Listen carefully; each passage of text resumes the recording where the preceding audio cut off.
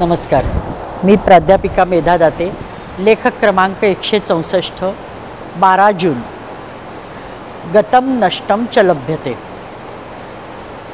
आपण नर्मदा किनारी महेश्वर तीर्थक्षेत्र प्रसिद्ध आहे की कार्तवीर्याची राजधानी होती, अहिल्यादेवींची राजधानी होती आणि शंकराचार्यांचं जे मंडन मिश्र आणि ते यांच्यात जो वादविवाद झाला तोही याच नगरीत झाला.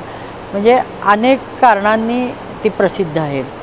पण ह्याच्यात महत्त्वाचं म्हणजे कार्तवीर्य हा जो दत्तात्रेयांचा भक्त असतो तो इतका भक्त की त्याचं नाव घेतलं की गेलेली वस्तू मिळते वगैरे असं. त्यासाठी गतम नष्टम च लभ्यते आपण परवा पाहिलं की कार्तवीर्यार्जुन नाम, तो श्लोक म्हणला की गेलेली वस्तू मिळते असं समजलं जातं.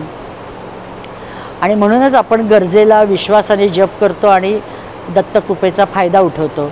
पण ह्यावर परमसद्गुरू श्री गजानन महाराज यांनी एक विलक्षण टिप्पणी केली आहे, म्हणून हे सगळंच पुन्हा सांगितलं, उल्लेखलं. कारण त्या काळी संपूर्ण दुनियाच वेदविद्या संपन्न होती. सगळ्यांचे आचरण ही तसेच होते. आनंद, सुख, समाधानाच्या उच्च अवस्थेत समाज होता. आणि आपल्या म्हणजे हक्काच्या ज्या गोष्टी आहेत त्या आपण गमावल्या आहेत. ते म्हणजे आपण आनंद गमावला आहे, आपण शांती गमावली आहे, आपण सुख समाधान गमावलं आहे. ह्याच्यावर श्रींनी जोर दिला आणि ते म्हणाले की आपण वैभव गमावलं आहे, भरभराट गमावली आहे आणि पुनश्च त्याच्या प्राप्तीसाठी हा मंत्र म्हणा. म्हणजे केवढे ते त्या उद्देशाने, त्या ध्यासाने, म्हणजे त्यांना अहोरात्र त्याचीच किती चिंता होती की संपूर्ण विश्वात सत्यधर्म कधी पसरेल. सत्ययुगाला सुरुवात तर झालेली आहे, पण पुन्हा पूर्वीसारखी परिस्थिती, उत्तम स्थिती पुन्हा कशाने प्राप्त होईल. तर हे जो श्लोक आहे गतम नष्टम च लभ्यते, तो जो श्लोक आहे तो पुन्हा पुन्हा म्हणा. आणि कशासाठी, तर वेद प्रतिपादित मार्गाची पुनःस्थापना होण्यासाठी. एवढा हा प्रचंड ध्यास परमसद्गुरूंना होता हे पाहायला मिळतं. अखिल विश्वात वेदधर्म स्थापना मूर्त रूपाने लवकरात लवकर होणे अभिप्रेत आहे हे लक्षात येतं. वास्तविक कार्तवीर्याने ज्या कामधेनूच्या अभिलाषेने भृगूंकडून म्हणजे आदरातिथ्य तर उपभोगलं पण वैर साधलं. पण आपल्याला काय आहे, तर आपल्या इच्छा आकांक्षांची व्याप्ती तशीच आहे. आपल्यालाही कामधेनू मिळाली तर हवीच आहे, पण त्या कामधेनूचं स्वरूप बदललेलं आहे. हेच इकडं श्री लक्ष वेधत आहेत. त्यांची ती कामधेनू वेगळी आहे आणि आजची आपल्याला मिळणारी ही कामधेनू म्हणजे अग्निहोत्र आहे.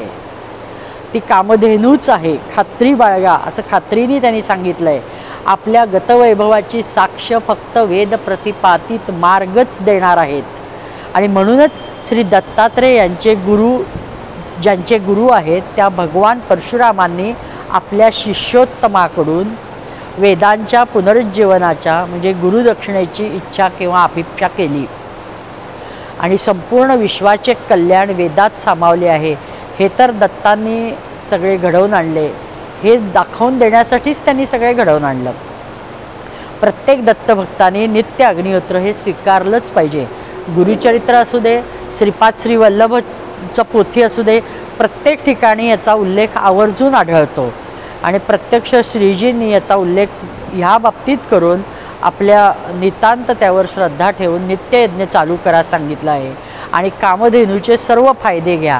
गतम नष्टम च लभ्यतेची अनुभूती जे करत नाहीत ते सर्वांसहित आपण घेऊया असं मी ही आवाहन करते. वेद प्रतिपादित मार्गाचा जय जयकार असो. श्री दत्त भगवान महाराजांचा विजय असो.